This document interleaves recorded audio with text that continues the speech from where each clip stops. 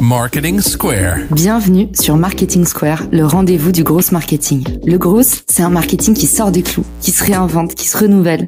C'est aussi un mindset qui repose sur l'envie de se dépasser, de se détacher de ses opinions une bonne fois pour toutes et d'apprendre en continu. Si tu te reconnais dans cette description, que tu sois débutant ou expert, abonne-toi. Ce podcast va devenir ton meilleur allié. Surfez sur la tendance du marketing d'influence. Chez 18h08, ils concoctent des stratégies uniques et sur mesure, adaptées à chaque phase de votre parcours. Que vous cherchiez à booster votre notoriété ou à doper vos conversions, ils maîtrisent tout de A à Z. 18h08, c'est la seule agence d'influence en France à proposer des budgets adaptés, quels que soient vos objectifs. Ils sont également spécialisés dans les marques émergentes qui veulent faire une entrée remarquée sur le marché. Alors rendez-vous vite sur 18h08.fr/marketing square x 18h08 ou cliquez sur le lien dans la description pour regarder ce qu'on vous a préparé. Bonjour à tous et bienvenue dans ce nouvel épisode de Marketing Square. Aujourd'hui, je suis bien accompagnée. François Allais est avec moi, entrepreneur et podcasteur, cofondateur de l'agence de podcast Tête de Tigre, une des plus jolies agences parisiennes. J'ai l'honneur de le recevoir aussi en tant qu'hôte du podcast Serial Entrepreneur, dans lequel j'ai eu la chance d'être invitée dès mes débuts quand j'ai lancé mes premières boîtes. François, je suis très contente de t'accueillir à mon tour dans mon podcast. Merci beaucoup Caroline, je suis très content d'être ton invité aujourd'hui et j'espère que on va faire un épisode très cool. La dernière fois qu'on s'est croisés, on a fait ta dernière émission vidéo Spicy Talk. D'ailleurs, je mettrai le lien dans les ressources de l'épisode si vous voulez nous voir en train de manger de la sauce très épicée, avec notamment Juliette Cadeau qui était venue dans le podcast que vous connaissez, Alexis Minkela de Tribu Indé. Et aujourd'hui, j'ai voulu t'inviter François parce que pour moi, c'est un peu toi qui a le mieux masterisé l'art de faire du podcast d'entreprise. Et j'ai souvent un avis un peu poil à gratter sur le podcast d'entreprise parce que j'ai vu plein de boîtes se casser le dos sur le sujet, à faire des trucs à moitié faits, à moitié finis. Et j'ai l'impression que toi, t'as toujours les bonnes accroches, les bonnes approches aussi sur le secteur. Donc j'ai voulu qu'on fasse un épisode spécial. Faut-il lancer son podcast d'entreprise en 2024? Et je pense que évidemment, la réponse va être biaisée, mais tu vas pouvoir aussi nous donner des clés pour faire un podcast d'entreprise qui marche vraiment. C'est quoi, François, les croyances limitantes de gens qui viennent te voir sur le podcast? C'est quoi un peu les légendes urbaines et les bruits de couloir? Effectivement, comme tu l'as dit, les podcasts d'entreprise, on a vu ça exploser ces derniers temps, ces derniers mois, ces dernières années, notamment après le Covid. Et finalement, on en a vu beaucoup se crasher. Je pense que dans les stats, on doit être facile sur du 90-95% des podcasts qui se sont crashés parce que manque de stratégie pertinente vis-à-vis du podcast. En fait, les croyances, c'est de se dire je vais lancer ce podcast d'entreprise et les gens vont venir m'écouter tout naturellement. Ils vont me trouver, je vais faire le buzz et ça va servir mon business. La réalité, c'est que ce n'est pas ça. C'est-à-dire que si on se limite à lancer son podcast sans stratégie, à ne pas communiquer dessus ou à le faire mal, et ben en fait, les gens ne vont pas écouter votre podcast. Vous allez faire peut-être 10, 15, 20 écoutes. Et au bout de quelques épisodes, vous allez vous rendre compte que finalement, vous allez pas forcément avoir les retours attendus vis-à-vis de votre podcast, et vous allez vous arrêter. Donc c'est, je dirais ça, la première et la croyance limitante la plus importante qu'on peut voir, c'est vraiment ça. Et du coup, on vient te voir aujourd'hui pour faire du podcast d'entreprise. C'est quoi les arguments? Est-ce que c'est le fameux Didier de l'équipe com qui, à court d'idées, a vu passer un article comme quoi le podcast, ça explosait? Ou qu'est-ce que tu observes un peu comme motivation? C'est de la visibilité? C'est de la conversion? Pourquoi est-ce qu'ils viennent frapper à ta porte? Donc leurs objectifs, ça va être évidemment de la visibilité, de la notoriété, de la légitimité aussi sur leur business, sur leur expertise. Et il y a aussi un objectif un peu au fond de la pièce qui est générer du business. On voit qu'il y a quand même un objectif business à la fin. C'est quoi les retombées véritables en termes de notoriété, de conversion, crédibilité, autorité? On peut pas toujours traquer, mais quand même, on a des retours qualitatifs sur le sujet. Pour toi, c'est quoi les gros objectifs à poursuivre avec le podcast d'entreprise et ceux à laisser tomber parce que c'est pas le dossier? En fait, il faut déjà voir le podcast d'entreprise comme un projet long terme. C'est-à-dire que si on se lance dans cette aventure, il faut se dire que les premières retombées, entre guillemets, peuvent arriver sous 6 mois, 12 mois, par exemple, en fonction de la thématique du podcast et des objectifs. Effectivement, nous, les gens qui viennent nous voir en nous disant je veux créer un podcast pour générer du business à court terme, on leur dit que c'est pas via le podcast qu'ils vont générer du business à court terme. Du moins que leur podcast génère de l'argent directement. Le podcast, c'est vraiment, dans un premier temps, un objectif de légitimité et de notoriété, en créant du contenu qualitatif, en créant potentiellement un concept original à travers son expertise et des retours d'expérience.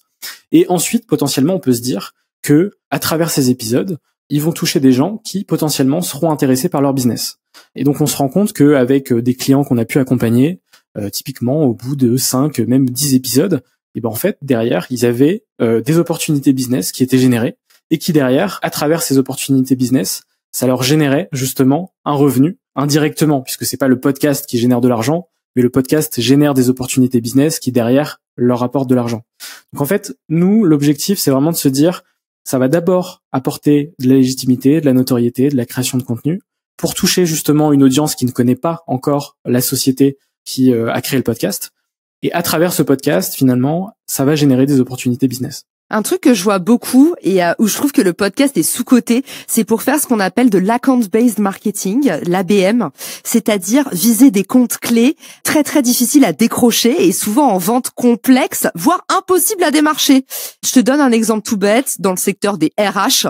Tout le monde veut sur LinkedIn décrocher l'attention du fameux DRH, celui qui a tout le budget sur l'année pour choisir là où l'entreprise va faire son séminaire, le nouveau matériel de bureau. Et en fait, ces cibles-là sont sursaturées aujourd'hui. Et une bonne stratégie serait d'avoir un podcast qui permette de les adresser et de capter leur attention au moment où leurs écoutilles sont grand ouvertes parce que on est en train de les adresser sur une problématique RH un peu brûlante dans leur secteur d'activité ou quelque chose sur lequel ils n'ont pas trouvé de contenu qualitatif ailleurs. Donc typiquement aujourd'hui, avoir des sujets d'épisodes qui cernent les problématiques de clients sur Sollicité, c'est top pour vous faire connaître, mais aussi encore plus rusé, le fait d'inviter des personnes qui travaillent dans les boîtes avec lesquelles vous rêvez de travailler. Et c'était un peu, pour moi, la grande épopée du podcast d'entreprise. 90% du temps, en tout cas ceux qui gagnent beaucoup d'argent, c'est, en fait, j'avais envie de parler avec HubSpot, j'avais envie de parler avec Intel, et du coup, je les ai invités dans le podcast, j'ai le contact de la nana, j'ai mis un premier pied dans la porte, même si c'est un peu mal dit, mais l'idée c'est de commencer à créer une relation, d'attirer l'attention, en commençant par offrir finalement. Et ça, j'ai l'impression qu'aujourd'hui, cette approche-là, elle cartonne et qu'elle est un peu sous-cotée, on n'en parle pas assez. Exactement. Pour le coup, la stratégie des invités, elle est extrêmement sous-cotée, dans le sens où on se rend pas compte à quel point, quand nos clients sélectionnent des invités, effectivement, qui sont potentiellement des objectifs de business derrière. Si le podcast se déroule très bien et que le rendu est super cool, que ce soit en termes de contenu ou de forme, en fait derrière, la personne peut aussi être intéressée d'en savoir plus sur le business et de signer derrière avec cette personne. Et nous, on s'en est rendu compte aussi, que ce soit sur Serial Entrepreneur, le nombre d'invités qui derrière se sont transformés en opportunités business, on s'y attendait absolument pas en fait. Donc généralement, c'est ce genre de stratégie se fait assez naturellement et c'est effectivement une stratégie qu'on met en place vis-à-vis de nos clients également. Mais c'est soit en fait ça a créé de la relation pendant le podcast, soit aussi la personne voyant les résultats, les stats et puis la qualité de ton travail se dit en fait j'ai envie de faire du payback et ce mec qui m'a reçu hyper gentiment et tout, j'ai envie de l'aider à mon tour. Et je pense que plus le temps passe, plus les gens savent à quel point la production de contenu ça coûte de l'argent. Toi tu fais de la vidéo, François, moi aussi. J'hésite jamais à dire aux gens en fait un épisode de podcast vidéo c'est au minimum 1 000 €. Quand tu mets bout à bout les dépenses que ça implique, au minimum, je dis bien parce qu'aujourd'hui je connais des potes youtubeurs qui me disent une vidéo c'est 8K, donc en fait ça dépend aussi ce que tu fais. Mais je pense que maintenant les gens comprennent que quand vous êtes invité sur un podcast, derrière il y a la préparation des sujets, le temps de tournage, la captation, si c'est dans un studio les prix peuvent vite monter, et puis derrière la post-prod, l'assemblage, le montage, et en fait tout ça mis bout à bout c'est quand même un joli cadeau qu'on vous fait. Alors justement, question un peu corrosive, François, combien ça coûte un podcast d'entreprise? Je pense que c'est la question numéro 1 de tes clients et souvent de l'extérieur, on sait pas du tout. C'est quoi la fourchette de prix pour faire un podcast d'entreprise propre? Je vais te donner un exemple sur un lancement de podcast vidéo avec une première saison de 10 épisodes par exemple, de 30 à 60 minutes.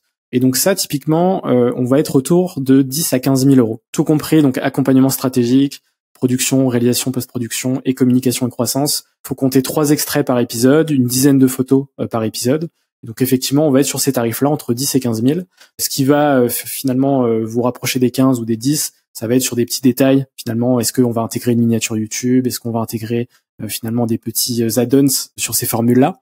Mais en tout cas, nos prix varient entre 10 à 15 000 euros sur une première saison de 10 épisodes de podcast vidéo. Et donc, tu es à peu près sur cette fourchette-là de 1 000 euros par épisode de podcast vidéo. Alors, 1 000 euros et des broutilles. Et tu as tout à fait raison. Et comme toujours dans la vie, en fait, ce qui rajoute du budget, c'est toujours les toppings. C'est exactement la même chose que chez Five Guys, où quand vous arrivez et qu'en fait, au resto, le burger, il est à 10 euros. Mais si vous voulez les frites et si vous voulez les frites patates douces et si vous voulez aussi la sauce cheesy, vous êtes sur un menu à 20 balles. Et ça arrive très, très vite. T'as raison, avec les miniatures, avec toutes les petites choses qu'on peut rajouter. Et justement, François, comment ça se passe si on veut essayer de le faire un peu soi-même? À quel point on peut réussir à baisser les prix? À quel point est-ce que c'est risqué ou pas? Est-ce qu'il faut commencer par se lancer seul pour mesurer l'attraction, ou est-ce que ça c'est du bullshit? C'est quoi les conseils que tu donnerais à ton meilleur pote si demain il voulait lancer son podcast d'entreprise? Je pense que clairement, la partie la plus importante et même essentielle, c'est la partie stratégique. Puisque sans stratégie claire, sans concept original pour son podcast, globalement, on a beau avoir la plus belle production, le plus beau montage, les plus beaux extraits, si derrière le contenu ne plaît pas à ton audience, finalement, ça va pas durer longtemps. Donc je dirais que la priorité, c'est l'aspect stratégique. Ensuite, tu peux complètement démarrer déjà en 100% audio pour commencer, pour tester ton format, pour voir si ça plaît. Avec ce format 100% audio, tu vas pouvoir tester et voir si ça fonctionne. Et ensuite, potentiellement, derrière, rajouter un aspect vidéo. Tu peux même démarrer en filmant avec ton iPhone, tu vois. Et après, monter en puissance. Comme tout projet d'ailleurs, hein, c'est vraiment l'idée de tester, de faire évoluer ensuite en fonction de l'avancement du projet. Et on n'est pas obligé d'arriver avec une Rolls-Royce dès le démarrage, on va dire. Évidemment, ça facilite les choses quand on le fait dès le départ, mais on peut complètement se lancer sans avoir de prestat externe, d'avoir tout parfait finalement. Donc je dirais que la chose la plus importante et à prioriser, c'est l'aspect stratégique et de se faire accompagner sur cet aspect-là en priorité pour ensuite tester le podcast. Et justement, tu nous as préparé pour aujourd'hui ta méthode anti-cassage de nez pour ne pas avoir un podcast qui finit au cimetière des podcasts au bout de 5 à 6 épisodes. Comment est-ce qu'on fait pour avoir un podcast qui dure? C'est une méthode en combien de points, François? Et peut-être en combien de mois aussi? Je pense qu'il y a 3 points qui sont extrêmement importants, dont un que j'ai cité au départ. Le premier, c'est effectivement de le voir comme un jeu long terme. Si on se dit que ça va être une question de quelques semaines, de quelques mois, globalement, on tiendra pas dans le temps. Donc, il faut se dire qu'effectivement, il faut au moins tester le format sur 6 mois minimum, à raison d'un épisode par semaine, tu vois. Je pense que l'hebdomadaire, c'est quand même un classique pour faire durer son podcast, entre guillemets, en tout cas se créer une audience, une communauté. Donc ça, c'est quelque chose d'extrêmement important. Les gens qui viennent nous voir, dès le départ, on leur dit, c'est vraiment quelque chose de long terme. Ne le voyez pas comme du court terme. Ensuite, la deuxième chose, c'est encore une fois de le voir comme la première brique de son média. Donc, au lieu d'investir potentiellement des milliers d'euros dans de la relation média, de la relation presse, l'idée, c'est d'investir finalement de l'argent sur soi-même, sur son entreprise, pour ensuite se créer justement cette audience et cette communauté pour créer du contenu qui va générer finalement du business à la fin. Et donc ça, c'est quelque chose de très important. Et ensuite, la troisième chose, qui paraît bateau, mais qui pour le coup est extrêmement importante, c'est de travailler sa communication. Quand on lance un podcast, il y a vraiment cette croyance de « je lance mon podcast, je vais avoir des écoutes, ça va marcher et tout va se faire naturellement ». C'est complètement faux, dans le sens où aujourd'hui, sur les plateformes de podcast, il n'y a pas vraiment d'algorithme. Donc la communication, elle est hyper importante. Il faut avoir une stratégie sur LinkedIn, il faut avoir une stratégie sur Instagram, il faut potentiellement avoir une stratégie du newsletter. Sur YouTube, il faut vraiment avoir quelque chose de global et communiquer bien et de façon intelligente pour ramener les gens vers son podcast, que les gens s'abonnent sur les plateformes, que les gens laissent 5 étoiles sur votre podcast. Et en fait, le podcast, il va grandir de cette manière. Alors justement, comment communiquer bien? Toi, c'est quoi tes recettes? Typiquement, si tu publies un épisode par semaine sur ton podcast, il faut pas hésiter à créer des extraits vis-à-vis des épisodes. Donc ça peut être 3 extraits par semaine, par exemple, que tu vas partager sur Instagram, sur TikTok, sur YouTube Shorts, en fonction de ta cible. Évidemment aussi sur LinkedIn. Ne pas hésiter justement à faire plusieurs posts LinkedIn sur l'épisode en prenant des axes différents. L'idée, c'est pas de dire « je viens de publier un épisode ». C'est vraiment de voir un peu les axes de ton podcast et de cibler, tu vois, un post sur un axe. Ensuite, d'utiliser potentiellement du contenu photo, aussi bien sur tes profils que sur ceux de tes invités. Ne pas hésiter à faire des posts collab sur Instagram. Les posts collab sur Instagram, c'est un truc de fou. C'est une fonctionnalité qu'on rêverait d'avoir sur LinkedIn. Et en fait, en optimisant toute cette communication et en le faisant de manière récurrente, je pense que on peut arriver à de très bons résultats en quelques mois, tu vois. Et je vous mettrai dans la newsletter du jour les petits outils que vous pouvez utiliser pour faire des extraits vidéo très facilement et sans avoir besoin d'y mettre un gros budget. Alors évidemment, le mieux c'est de passer par une agence ou d'avoir le regard ou la main de quelqu'un qui est doué.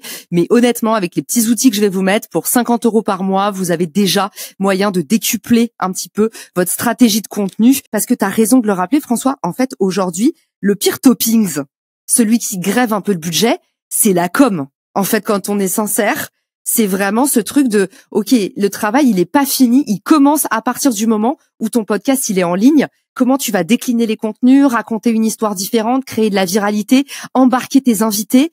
Et ça, en fait, ça demande beaucoup de temps et potentiellement une bonne rallonge budgétaire, quoi. Comment est-ce que t'écris, toi, les petits textes? Tu les fais à la main, tu les fais faire, vous vous appuyez sur des IA? Alors sur la partie intelligence artificielle, il y a un outil qu'on utilise beaucoup qui s'appelle Scribecast, SCRYBECAST. Je sais pas si tu connais. C'est un outil qui, en fait, t'as juste à uploader ton fichier MP3 et derrière, il te fournit tout un tas d'éléments texte, que ce soit description, post LinkedIn, newsletter, chapitrage. Et donc après, derrière, tu corriges en fonction de ce que t'as trouvé cool ou moins cool. Mais en tout cas, il te fait quand même une première version très qualitative. Ensuite, pour le coup, on utilise plutôt des êtres humains, tu vois, sur l'aspect montage vidéo, miniature aussi. C'est un prestat externe avec qui on travaille depuis quelques temps maintenant. Donc tu vois, vraiment sur l'IA, c'est uniquement Scribecast. Et après, derrière, par contre, c'est des êtres humains qui sont extrêmement talentueux et qui nous accompagnent aussi bien sur notre aventure Tête de Tigre que Serial Entrepreneur. Comment on peut trouver des bons monteurs quand on n'a pas forcément de réseau sur les réseaux sociaux? Peut-être il y a Malte, on s'en doute, Fiverr. Est-ce qu'il y a des petites pépites que tu connais? Est-ce qu'il y a des forums? Où est-ce qu'on peut recruter des bons monteurs ou même des écoles que tu nous recommandes? En fait, c'est assez simple. Il faut consommer un maximum de contenu et voir quand, par exemple, il y a des créateurs français qui font des reels, des extraits hyper canons, etc. Pas hésiter à les contacter, leur demander avec qui ils travaillent, en fait, tout simplement.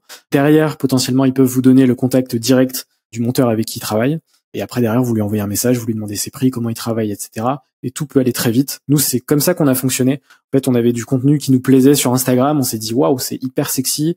C'est très différenciant de ce qu'on a l'habitude de voir. On a contacté la personne et ça fait maintenant depuis l'été dernier qu'on travaille avec lui. Parce qu'en fait, aujourd'hui, on reçoit peut-être une dizaine de messages par semaine de monteurs vidéo qui sont spécialisés dans les extraits social media. Le truc, c'est que 90%, globalement, c'est souvent la même chose. C'est pas hyper quali. La grosse problématique, c'est que le choix des extraits, c'est pas forcément les plus pertinents. L'idée, c'est vraiment plutôt de trouver des contenus que tu trouves sexy pour ensuite démarcher le prestat qui réalise ces contenus sexy, en fait. C'est, je pense, la manière la plus simple de trouver ces prestataires. Nous, à l'agence personnelle, on recrute des monteurs. Et en fait, il y a beaucoup de monteurs aujourd'hui qui utilisent l'IA et du coup qui nous filent des extraits faits automatiquement à partir des IA qu'on connaît. Et c'est pour ça qu'on passe pas par des IA, c'est parce que tu as tellement raison. Et on a le même problème, hein. Je vais vous mettre les outils que j'utilise, mais la plupart du temps, dès que j'ai le luxe de pouvoir passer par un humain pour des extraits vidéo, ça change tout. Et regardez le différentiel entre mes vidéos agence personnelle que vous reconnaîtrez sur Insta, qui sont les vidéos avec ma bibliothèque, et les autres qui sont en général du coup des vidéos où j'utilise les petits outils que je vous recommanderai dans la newsletter. Et là, en fait, vous pouvez pas couper au milieu. Donc l'IA va vraiment choisir des extraits sans faire le travail que nous on fait avec François de vraiment aller ciseler le contenu pour qu'il n'y ait pas une seconde en fait de trop, qu'on n'entende pas un souffle. Et du coup, ça fait une énorme différence sur les chiffres, on va pas se mentir. Donc ça, c'est un petit peu sur la partie communication. Est-ce que tu as d'autres tips à nous donner qui sont complètement sous-cotés sur le podcast d'entreprise? Globalement, je pense qu'il faut aussi avoir potentiellement une stratégie de copywriting sur LinkedIn, puisque en fait, la problématique avec les podcasts d'entreprise aussi, c'est que généralement, ils communiquent mal sur LinkedIn. Tu sais très bien qu'il y a quand même une écriture spécifique sur LinkedIn et qui derrière te permet ou pas de rentrer dans l'algorithme et de faire découvrir tes contenus à une audience beaucoup plus grande que tes potentiellement 300 abonnés, tu vois, sur LinkedIn quand tu démarres. Et donc je pense qu'il faut pas hésiter à se faire accompagner en copywriting, en ghostwriting sur LinkedIn, parce que LinkedIn, franchement, dans les podcasts d'entreprise, c'est quand même un réseau extrêmement précieux, extrêmement important. Sauf que on est obligé de communiquer avec du texte quand même. Et donc faut être hyper bien accompagné, tu vois, sur ces sujets. Et nous aussi, du coup, on accompagne aussi nos clients sur des stratégies LinkedIn. Et pour le coup, c'est un asset hyper précieux, complémentaire au podcast pour promouvoir justement des podcasts d'entreprise. Et surtout, passer par les profils personnels, parce que le temps que votre page entreprise podcast se fasse repérer, les poules auront des dents. Et justement, question personal branding pour toi, François. Un podcast d'entreprise, comment est-ce qu'on l'incarne? Est-ce qu'on met quelqu'un de la boîte? Est-ce qu'on paye un influenceur? Par exemple, on est chez Tête de Tigre, on peut faire appel à quelqu'un de votre team. Qu'est-ce que tu recommandes? Pour qui? Pourquoi? Alors, on peut proposer de l'incarner, mais à chaque fois, notre recommandation, c'est que quelqu'un de la société l'incarne. Comment est-ce que une personne de l'entreprise l'incarne, qui n'a pas d'expérience en interview, en podcast, qui n'est pas forcément à l'aise derrière un micro ou derrière une caméra? Tout simplement, on la forme, on lui apprend des bonnes pratiques, des techniques pour justement être le plus à l'aise possible, finalement. Mais évidemment que c'est hyper important que une collaboratrice ou un collaborateur incarne le podcast de sa société. C'est quand même une personne qui est en interne, qui connaît parfaitement les différents rouages de la boîte, qui a son expertise, qui a son expérience au sein de la société. Et du coup, évidemment, c'est logique, tu vois, de faire appel à quelqu'un en interne. Je suis pas forcément de la team faire appel, tu vois, à une ou un influenceur. Je pense que c'est pas hyper cohérent, même si y a des sociétés qui le font. Je pense que vraiment, il faut l'incarner plutôt en interne. Et on l'a prouvé sur pas mal de podcasts qu'on a pu produire. À chaque fois, c'est quand même beaucoup plus apprécié. Et ça fonctionne très bien. Et c'est très chouette pour la personne qui anime parce que c'est une vraie chance d'être starifié, mis en avant. Le petit risque, évidemment, c'est que la personne prenne la poudre d'escampette et que c'est toujours le problème quand vous utilisez une égérie, un visage pour souder votre communauté. Si c'est de l'interne, en tout cas, il y a un petit risque de churn. Donc, ne prenez pas un poste un peu situé sur un siège éjectable où vous avez un churn tous les 6 mois. Prenez vraiment quelqu'un qui a de la bouteille, qui est là pour rester et qui surtout est animé par le projet. Parce que c'est quand même beaucoup de taf. Comment est-ce que vous coachez les personnes un peu débutantes ou un peu parfois, on imagine, terrifiées à l'idée de passer derrière le micro? C'est quoi tes meilleurs conseils pour prendre la parole en podcast pour un débutant qui commence demain? Généralement, ce qu'on fait, c'est qu'on positionne, tu vois, une session one-to-one avec la personne où on va justement lui délivrer les bonnes pratiques d'interview à avoir sur un podcast. Alors surtout le format conversationnel qu'on pratique, puisque après dans le podcast il y a aussi du narratif, etc. Nous, c'est pas ce qu'on fait. On fait vraiment que du conversationnel. Sur l'aspect conversationnel, c'est de se dire, ok, on est sur une conversation, mais on ne peut pas avoir les mêmes habitudes que dans une conversation. Quand on pose une question à quelqu'un, on va en poser qu'une seule. On va pas poser 3 questions dans une seule question. C'est, on va dire, des bonnes pratiques d'interview à avoir. Sinon, la personne derrière qui va vous répondre va se perdre un peu dans les questions et derrière l'échange sera un peu brouillon, tu vois. Sauf si vous êtes dans Marketing Square. Dans Marketing Square, vous savez que c'est la règle. C'est Interville pour les invités. C'est comme ça que tu te différencies, Caroline. Ensuite, quand on est dans une conversation, on a l'habitude d'acquiescer, tu vois, par oui, par ok, etc. Ça, pareil, on va recommander aussi de ne pas le faire dans un podcast pour que ce soit le plus agréable possible pour l'auditeur final. Ensuite, derrière, il y a tout un travail de préparation à avoir. Comment est-ce qu'on arrive hyper serein dans une interview? Le travail de préparation, il est hyper important. Donc, avoir une trame qui soit pas forcément des questions, mais potentiellement des parties, des sujets à aborder. La personne va être beaucoup plus rassurée d'avoir une trame que de démarrer en total freestyle, ce qui n'est pas recommandé sur un démarrage de podcast. Et puis après, derrière, c'est de faire. Et plus on fait, plus on apprend, plus on devient meilleur. Ça, c'est la règle pour un peu tout, finalement, dans la création de contenu. Donc, globalement, je dirais ces petits conseils. Après, évidemment, il y a tout un tas de conseils qu'on dévoile aussi de manière personnalisée, sur mesure, entre guillemets, avec les clients qu'on accompagne. Un petit conseil, moi, qui m'a beaucoup aidé à mes débuts, c'est déjà de me regarder. Et Dieu sait que c'est l'exercice le plus compliqué, mais plus vous allez vous écouter, plus vous allez vous regarder, plus vous allez piger ce qui va pas et ce que vous pourriez facilement modifier. Alors évidemment, demander des avis extérieurs, ça c'est la base. Pareil, osez vous confronter. Alors François, qu'est-ce que t'en as pensé? On ne demande pas l'avis de sa maman, on demande des vrais avis, des gens qui vont nous confronter, des gens qui vont avoir envie de nous faire progresser. Alors l'idée c'est pas non plus des gens qui vont nous démonter, demandez pas à votre oncle Michel qui vous déteste depuis la naissance. Tu vois, moi souvent, à la fin des Marketing Square, quand j'y pense, je dis à mon invité, alors, qu'est-ce que t'en as pensé? Est-ce que t'as dit tout ce que tu voulais dire? Et en fait, créer une vraie conversation, juste langage du cœur. Qu'est-ce que vous avez envie de dire? Ça vous permet de prendre beaucoup de feedback pour comprendre comment devenir un meilleur intervieweur ou un meilleur interviewé. Donc déjà, qu'est-ce que t'en as pensé? il ouvre la porte à une vraie conversation qui peut vous révéler des petites choses intéressantes. Et donc deuxième chose, vous auto-regardez. Donc ça, c'est l'exercice le plus difficile, encore plus dur que de prendre les avis des autres. C'est vraiment ok. Là aujourd'hui, je me regarde et même si j'ai pas passé un bon moment, potentiellement j'ai raté mon premier épisode et j'ai pas envie de le voir. C'est là qu'il faut le plus le regarder. Il y a pas longtemps, j'ai re-regardé ma conférence la plus ratée. J'ai jamais eu autant d'enseignements en 1 heure. J'ai compris tout ce qu'il fallait plus faire et c'est là en fait où j'ai gagné mon temps.